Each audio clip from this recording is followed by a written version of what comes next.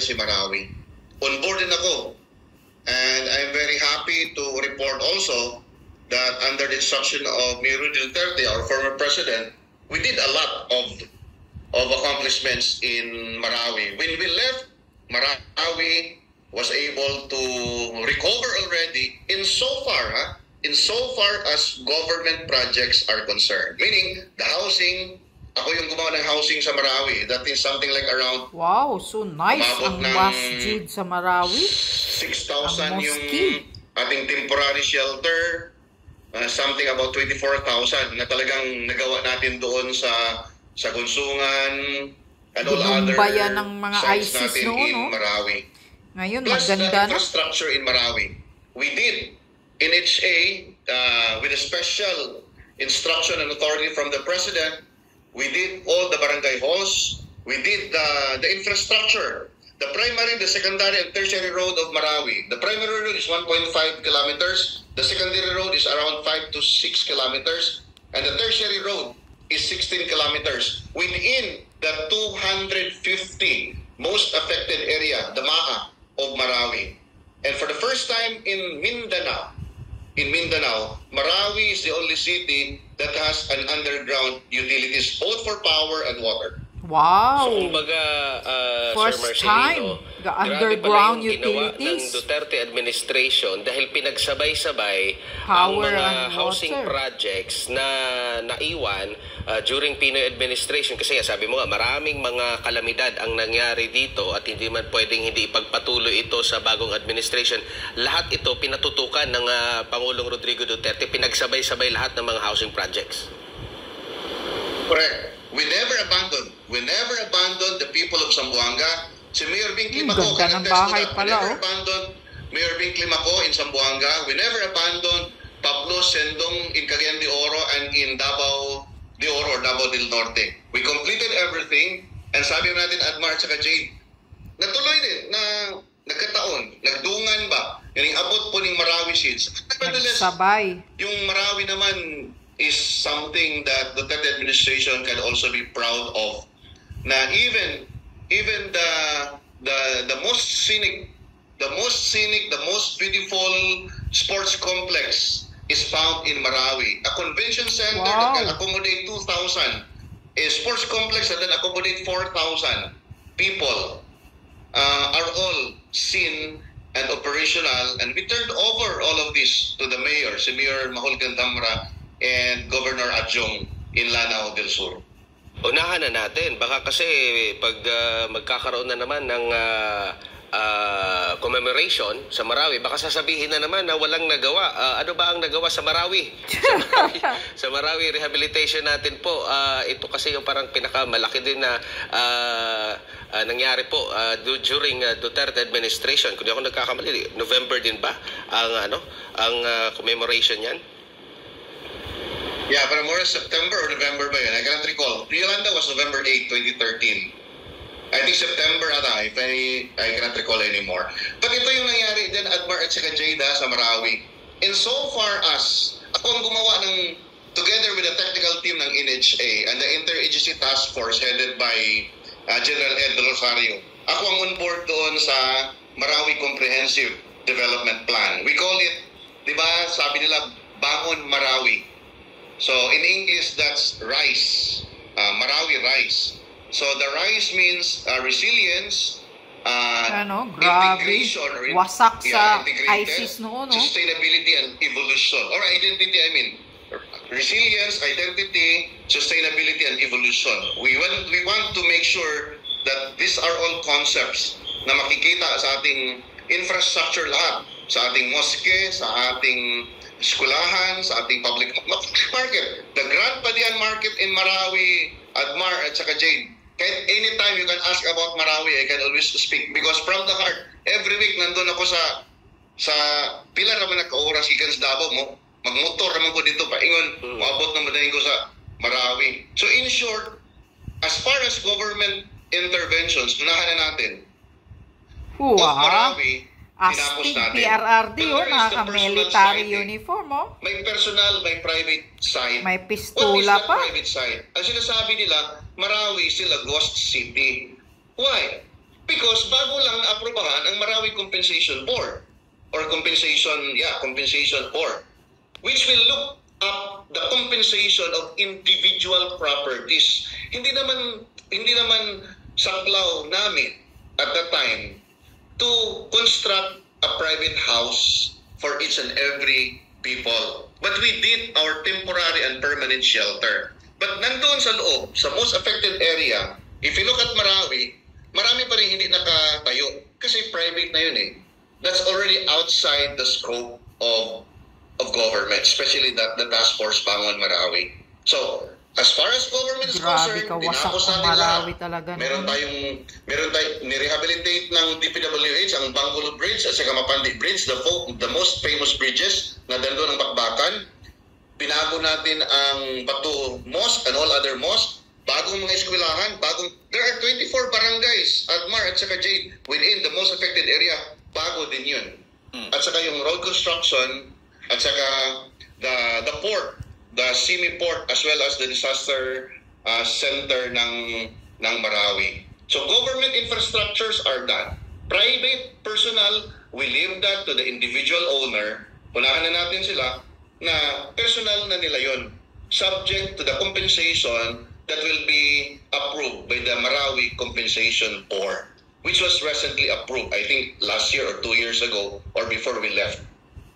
Ayan, siguro huli na lang Sir Marcelino, dahil ito nakikita ng ating mga kababayan yung mga nagawa, dami ng nagawa at ang bilis ng pagtugon ng nagdaang administrasyon ni Duterte, ng Duterte administration dito nga sa mga pangangailangan natin ng mga kababayan apektado nitong nagdaang bagyong Yolanda. Pero ang hindi nila alam, baka na-monitor mo rin ito nung panahon ng yung taong 2013, ating dating Pangulong Duterte, yung kanyang anak na si Mayor Baste Duterte na ngayon, ay number 1 at tumulong doon at nanguna sa ginagawang rescue operation din at pagtulong sa ating mga kababayan doon sa mga apektado ng bagyo. Para sa inyo, Sir Marcelino, papaano ho ba ninyo ma-describe ang pamumuno ni dating Pangulong Rodrigo Duterte? Si Mayor Rudy naman, I have worked under him, Admar at saka Jade, for the last 30 years sa public service ko. I used to be the HR ng City Government of Davao, used to be the cooperative head ng City of Davao, used to be an acting city administrator of Davao as well at one time, and used to be the city planning officer of Davao as well. Yung sinabi mo kanina kay Mayor Basti, that was very true. Nandun ako. I was the head of the city cooperative as well as special projects ni Mayor Rudy sa Davao City. Nandun ako. In fact, sabi ni Mayor sa amin, the whole team ng Davao City, to mention a few. Si Basti, ayan sa Yolanda, Abisado, si Werner Monsanto, and Sir Louis Jacinto. Nandun kami lahat. Ang sabi niya, yung sinabi niya na there's disaster, human disaster, we must go and we must help. Daming patay sa Yolanda, sa Tacloban. Kasi even 5 days before Yolanda hit Tacloban, nag-grouping na ang 911 sa Davao City. And Mayor Basti, the Basti there, the young Basti, was on board during si Basti. Alam mo, 2 days pa lang na hindi nag-land si Yolanda. This is an account. Nakaumang na ang convoy ng 911 in Lipata. Just to make sure that when the storm is calmed, when the clouds are down, aakyat sa papuntang Liloan, then tuloy-tuloy. We did 2 shifts of teams. Ako yung nag-briefing ng mga teams, and whenever they come back to Davao, kasi we need to distress them, we need to brief them, and I was looking at the best experiences and the worst experiences that they have had when they responded in Yolanda in 2 tranches or 3, batch 1, batch 2, at saka batch 3. Si Mayor Rudy is one thing na talagang very strategic na mag-isip, very practical, and at the same time, hands-on. So, he's a kind of leader, and even sa last term ko, nag-retire na ako at Mar at saka Jade, together with him under the Duterte administration after 30 years of working. Sabi ko, Si Mayor Rudy naman is one thing that talagang he will empower you. And he is very trusting as well. In fact, dyan sa National Government Agency, isa ang appointment ko, GM ng National Housing Authority. But he designated me again to be the Secretary General of Housing and some other rehabilitation efforts in Bicol and in Marawi, together with General Ed Dolosario. So if you ask me, I am very thankful for the President and very generous as well, very kind, and very tough in terms of decision and policy making and making sure that results are delivered. Huli na lang talaga, mahilig ba si dating Pangulong Duterte maglagay ng malalaking mukha doon sa mga projects tulad na lamang dito sa mga pabahay, sa Tacloban at maging doon sa Marawi? Nandun doon ba? Makikita mo yan? Saan ka na? Dilawan lang yan. Mahilig maglagay ng mukha nila. This is the people's money. Rule number 2, hindi siya mahilig magpapel. In fact, sa Davao City for the longest time, 30 years, ako nag-handle ng palipay ni Mayor Rudy. You can never see faces, slogans, or anything that will directly or indirectly praise him or refer to him as the owner, as the owner, ibang klase si Mayor Rudy. Something that you will just learn to realize, oh, siya pang gumawa pala nito. And it is now yung mga tao na Jade at saka Agmar ang nagsasabi. So let the people speak.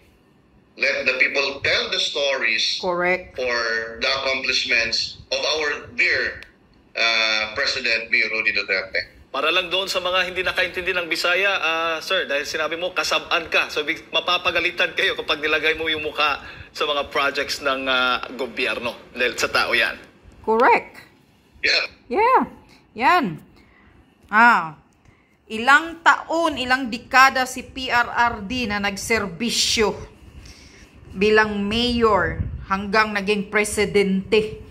Wala kang makikitang mukha niya na kung saan nakadikit-dikit, hindi ipal na pagka public servant. Di katulad ni Tambaluslos, ni Marcos Jr., lalo na si Tambaluslos, namimigay ng ayuda.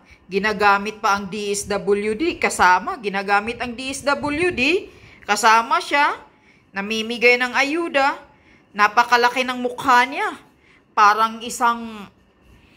Sino yung nagsasabi na ang tarpaulin daw ni Tambaluslos, yung mukha niya, grabe daw kalaki nung nampunta sila sa ano yun? Sa Lanao ba yun? Namimigay ng ayuda. Basta doon sa Muslim area. Grabe. Parang pira niya. Akala siguro ni Tambaluslos, mauuto niya pa ang taong bayan. Hindi mo pira yan, Tambaluslos, at mahiya-hiya ka naman. Huwag mong gamitin ang DSWD na mamimigay ko ng ayuda. Sumasali ka, lalo na yung asawa mo. Mga ambisyuso talaga kayong mga demonyo kayo eh. Nakakahiya yung pagmumukha ninyo, nakalagay sobrang laki ng slogan o yung tarpaulin ninyo. Bakit? Pira mo ba yan, Tambaluslos? O ito, Marcos Jr., panuorin mo itong video na to para hindi ka magsasabi na nothing was done, na walang nagawa ang nakaraang administrasyon Duterte sa Yolanda. Kapal-kapal ng mukha ninyo talaga. Ikaw ang walang hiya. Ikaw, Marcos Jr., ang walang kaluluwa doon. Hindi ka nga doon tumutulong. Mabuti pa si Basti. Andoon. Tumulong sa Yolanda. Mahiya-hiya ka naman, Marcos Jr. Walang hiya ka talaga. Kumakapal na yung mukha mo, namamaga na sa bangag mo. Kaya, kung ano-ano na lang ang pinagsasabi mo, na walang nagawa ang Duterte. Sinasabi nitong manager na to, na mismo Zamboanga, Marawi, ang ganda-ganda ng mga bahay sa Marawi. Pati yung mosque nila. Sobrang ganda noon. Wasak na wasak yan sa mga bomba ng ISIS talaga noon. Ngayon, ang ganda na pala ng Marawi. Tsaka yung underground, mayroon pang facilities, may tubig. May underground na ang Marawi, ha. Super, ang ganda pala. Makapunta nga ako doon para makikita ko yung Marawi doon na kung gaano talaga kaganda yun. Parang ganda talaga, pati mga bahay na pabahay ni PRRD sa mga nawalan ng bahay. Yan ang totoong public servant. Tinutulungan ng magandang dekalidad na tulong. Hindi yung komplemento. Kaya ikaw, Marcos Jr., lumayas ka na. Bumaba ka na dyan. Huwag mo nang hintayin. Sabi pa ni Ka-Eric, huwag mo nang hintayin na babalik ang kasaysayan na nangyayari sa ama mong world record kawatan. Yun.